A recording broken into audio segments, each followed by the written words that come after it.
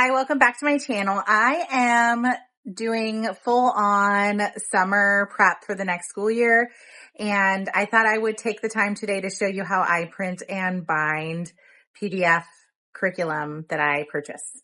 I have an Epson EcoTank printer, ET3760, and before I print a big curriculum, I like to do some maintenance. So I will go to maintenance and I will just select print head cleaning, start, and that takes about 5 minutes. It says 3 minutes, 3 to 5 minutes, and then afterwards I will start printing.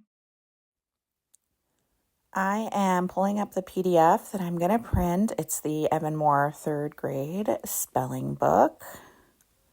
I am going to print everything except for the front page because I like to print the front page on cardstock, so I'll do that separately. I'm going to just exclude that front page, and then I'm going to change the settings to print on both sides of the page and make sure that it's set to flip on the long edge.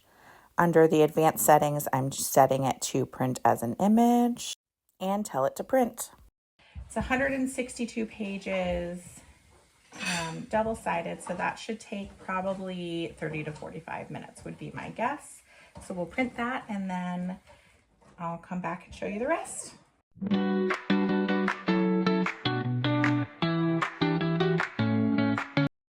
I got everything printed. We actually went out of the house for a while, ran some errands while it printed. I came back, it's all perfectly done.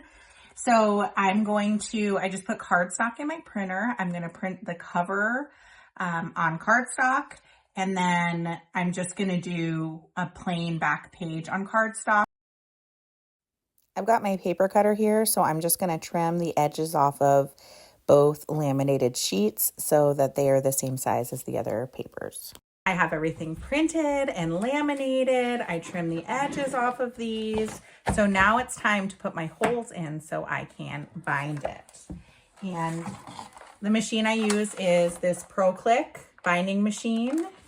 One thing I always do before I bind something new is underneath it's got like a collection for the little paper dots. It's not very full right now, but I found that when it gets full, the paper won't line up correctly and then it won't be cut correctly and I'll have to like reprint. So I just have a habit of emptying it between each workbook.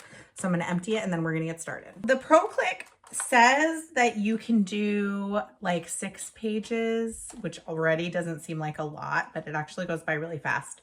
It says you can do up to 6 pages, but I found with the 24 weight paper, which is what I use, 2 to 3 is really like the sweet spot. So I will only do 1 laminated sheet and then I'll do 2 to 3 sheets at a time.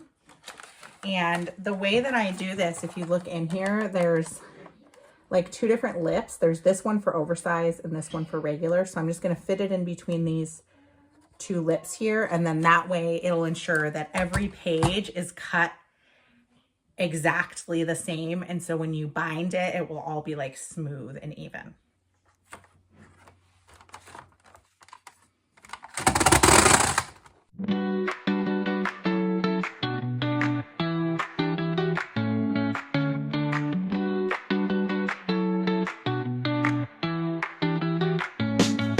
I am done cutting it, and just for reference, that took me just over 5 minutes to do that whole workbook. So even though it's just a few pages at a time, it's actually really quick. And there's something about it, it's like rhythmic, it's kind of relaxing to me. I really enjoy printing and binding things. One of the most challenging things about binding is you have to go from this to getting it like really stacked up and smooth. And that can take like some good like hitting and jiggling and patting. So I usually spend a good minute or 2. Okay, you can see now, you can see through the holes. That's what you want. So now I took the covers off. I'm just gonna put the covers back on. All right, you can see through the holes. That's what you want.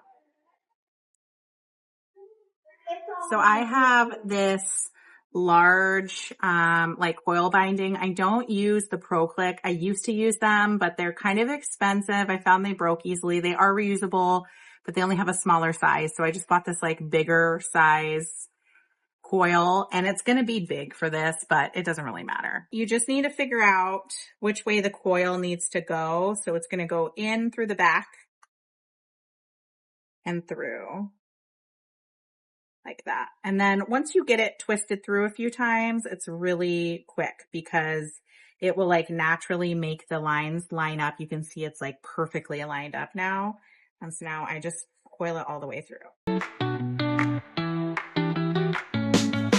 Right? It's all the way on there, but you'll see there's like this little doodad at the end. And also this went on, it could come off really easily. So there's one last step you need to do before your workbook is done.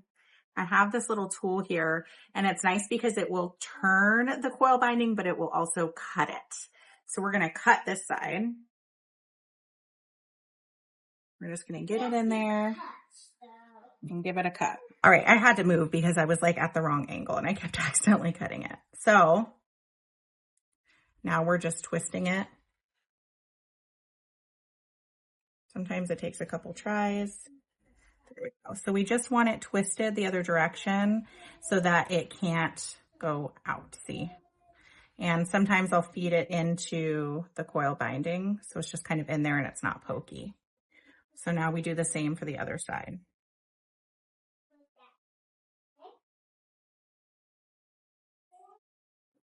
See, there we go. And I'm just going to feed it inside. And now we have a perfectly bound workbook.